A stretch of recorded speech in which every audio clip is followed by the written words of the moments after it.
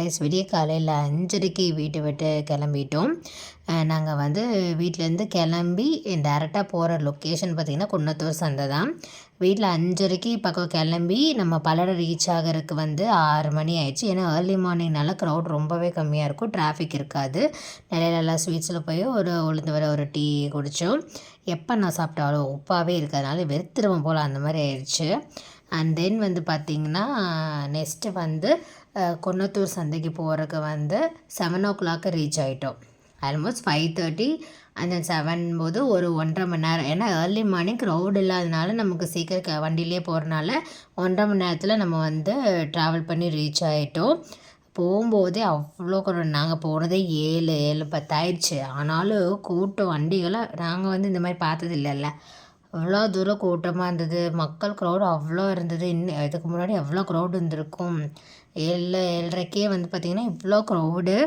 எல்லாம் வந்து puppies, tax, சின்ன சின்ன பப்பி, ஆட்டுத்தோல், அப்புறம் மாடு எல்லாமே, வாத்து, கோழி எல்லாம் நிறைய வச்சுருந்தாங்க. சோல்ட் அவுட் ஆகிட்டே இருந்தது. சில பேர் வேறு பேசிகிட்டே இருந்தாங்க.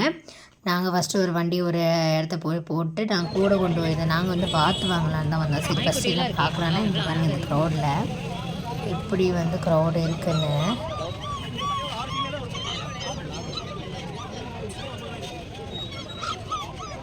இந்த மாதிரி தான் விலாக் எடுத்துகிட்டு இருந்தாங்க. ஆல்மோஸ்ட் டாக்ஸ் வந்து கிராஸ் ப்ரீடாக இருந்ததுன்னா ஒரு 2.5 அந்த மாதிரி சொன்னாங்க. ஒரிஜினல் ப்ரீடு 8,000 அதுக்கு மேலே 10, 11, 12,000 பக்கம் ஆச்சு. கிராஸ் ப்ரீடு ஒன்று மட்டும் லேப் வந்து 2.5 சொல்லியிருந்தாங்க.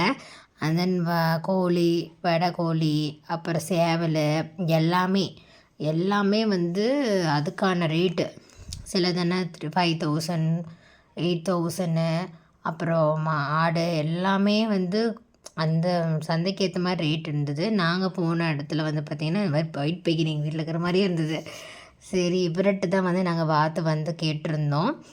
10 வாத்து கொஞ்சம் கொடுத்துருந்தாங்க. ஒரு 4 month பேபி மாதிரி வாத்து வந்து பிடிச்சி கொடுத்தாங்க. சரி வாங்கி எல்லாம் கட்டி சாக்கு கொண்டு போயிட்டோம். கூடையில் வைக்க முடியல. நான் 5 நினச்சி தான் கொண்டு போனேன். அங்கே போனோடனே என் வீட்டுக்கார் 10 வாங்கணுன்ட்டார். சரி 10 பேசி பரவாயில்லன்னு சொல்லிவிட்டு பேக் பண்ணுறதுக்கோ சாக்கு கொண்டு வாங்க பரவாயில்ல. சரி வெயிட் ஸ்கேல் வேணும்ல, எவ்வளோ வெயிட் எதுவும் பார்க்கணுன்னு அதை பார்த்தோம். அது ஒரு 250 வந்துச்சு. அப்புறம் இப்படி தான் விலாகெல்லாம் எடுத்துகிட்டு இருந்தாங்க. அதையும் பார்த்துட்டு தென் வந்து இதுக்குள்ளே போயிட்டோம்.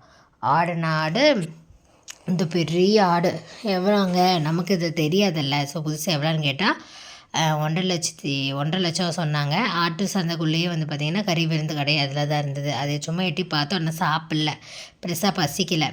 ஆடுங்க வந்து நிறையா இருந்தது. இதில் வந்து பார்த்திங்கன்னா நாங்கள் சும்மா ஒரு விசாரிக்கலாம் அப்படின்னு பார்க்கும்போது இந்த பிளாக் கலர் குட்டி வந்து 10,000 பர் பீஸ் 10,000. அது வேணால் குறைச்சி வேணால் உங்களுக்கு ஒரு 8,000 அந்த மாதிரி தரோம், 7, 8 அப்படின்னாங்க. சரி நம்ம வந்து அதை வாத்து கம்முன்னு வாங்கிட்டு போகலான்னு சொல்லிட்டு வாத்து மட்டும் 10 குஞ்சு நாங்கள் வாங்கிட்டு கிளம்பிட்டோம். வாத்து 350ன்னு சொன்னாங்க. நம்ம அப்படியே ஹோல்டாக வாங்கினாலும் கொஞ்சம் கம்மி பண்ணிட்டாங்க. அப்புறம் வந்து இது வந்து ஒரு 250. அவ்வளோதான். இன்றைக்கி எப்படியோ போயிட்டு பர்ச்சேஸ் பண்ணுறோம். இதை விசிட் பண்ணி பாருங்கள், சூப்பராக தான் இருந்துச்சு.